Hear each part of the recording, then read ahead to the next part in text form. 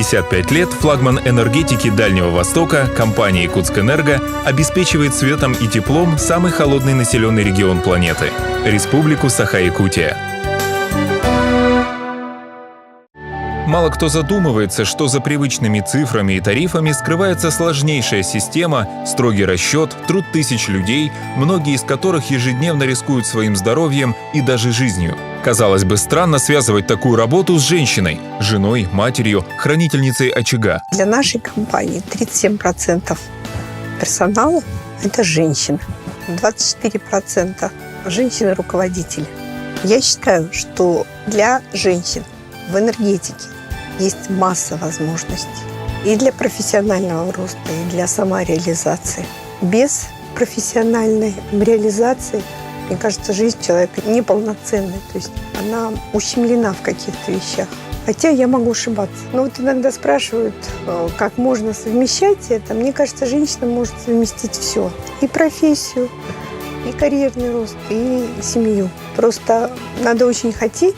Ну и, конечно, надо, чтобы был рядом с тобой понимающий, внимательный человек, муж, который берет на себя ответственность и за семью, и за какие-то домашние дела.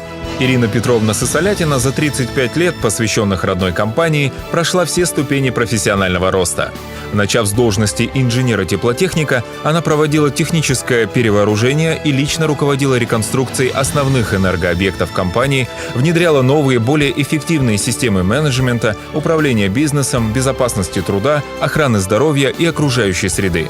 Сегодня она является собой яркий пример успешного трудового пути. Работа, конечно, была достаточно сложной, но при этом очень интересной. Мне все нравилось, и я ни одной минуты не пожалела о том, что я стала энергетиком. Профессиональная энергетика – это, что называется, работа с повышенным уровнем ответственности и опасности. Каждый сотрудник – ключевое звено на пути электроэнергии к потребителю.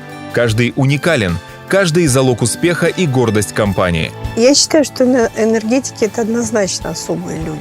Степень ответственности у этих людей должна быть абсолютная. То есть в нашей системе, вообще говоря, остаются работать только исключительно надежные люди. Знать и добросовестно исполнять свои обязанности.